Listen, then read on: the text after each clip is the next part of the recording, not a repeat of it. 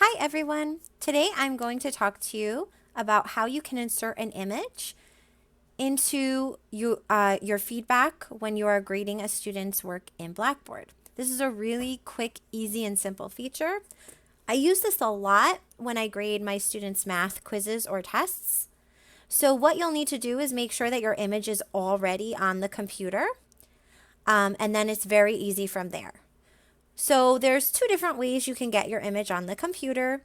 You can either create the image by hand, take a picture of it and save it to your computer, or you can create the image on the computer and save it to your computer. When I create my answer keys for my math quizzes and tests, I create them in Microsoft Paint, just so I can show out all the different steps really neatly. My handwriting is not so easy to read, so I find this very helpful, particularly for math when there's a lot of steps involved. I can organize it the way I want and make the writing really neat and clear, and create the images and shapes I need. So I create a solution, a separate picture file solution for every question, and I save them in a folder for each of my test answer keys. And then when I need to use them, when a student has gotten something wrong and I want to show them exactly how to work through the problem, oftentimes I will insert the image, and sometimes I'll include a little bit of audio. We'll talk about the audio later. For now, I'm just going to show you how to insert an image into your feedback. So I've got my Blackboard class pulled up for my number systems class right here. So let's say I'm grading. I have put in a sample test right in here.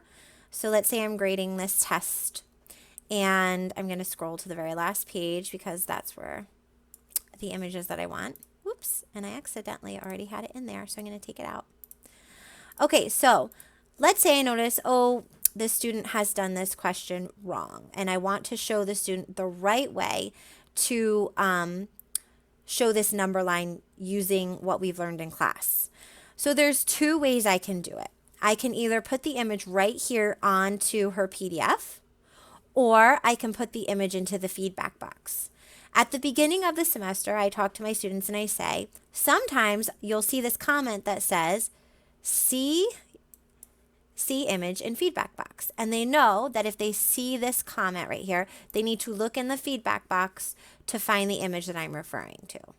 So the first way I'm going to show you is, let's say I think I have enough room. I can fit it right on their work so that's like right in the center for them. They won't miss it when they go through this test and they're looking at my feedback.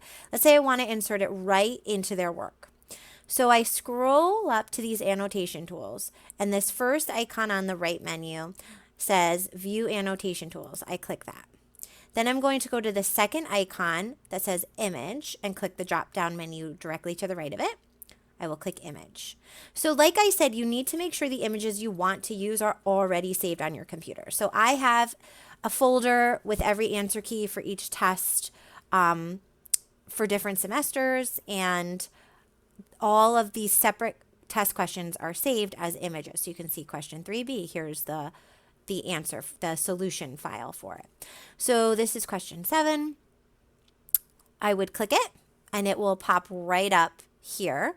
And so I can place it anywhere on this paper I want. And it can be bigger if I want.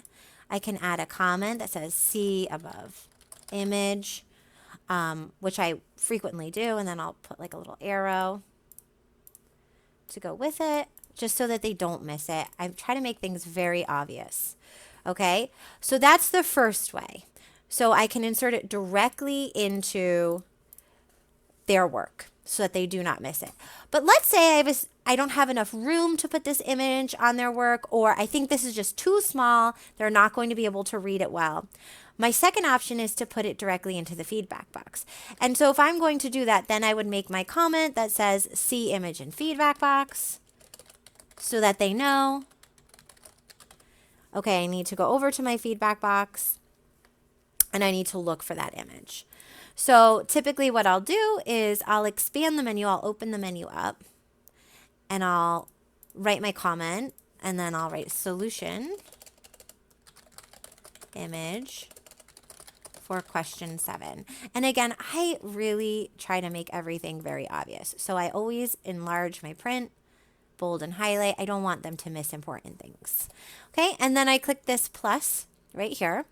Insert from local files is what I want. Again, you need to make sure you have those images already on your computer. And then I would click it. It would drop right into that box, and then I have the option of making it bigger if I want. But you can see if for some reason there wasn't enough room on the testing paper, you can always put your images here in the feedback box, and then you'd click submit, and there it is. It looks smaller here, but don't worry. The size that you've made it should be the size it pops up for your student, okay? A little shortcut for that is to click this button here, and it brings you the same menu. A few options are missing, but we don't need to worry about those for inserting images. And we would do the same thing, insert local image, click the image we want, okay, and there it is, pops right up. Okay, so that is how you can insert an image into your feedback box so that you can show your students exactly what you want them to do. It's very clear, it's very visual, and it's a lot easier to show them this than to type out step by step. Okay, first you're going to need a rightward facing arrow. Then you're going to need to start at blah, blah, blah. So this just makes it really quick, easy, and clear for them. In the next video, I will show you how you can insert some audio to go along with your feedback. So a lot of times when I insert images, I also insert audio to sort of walk them through it so that they can listen to the audio and look at the image at the same time. Sometimes that's not necessary, but sometimes I do feel it is necessary. So we'll go through that in the next video.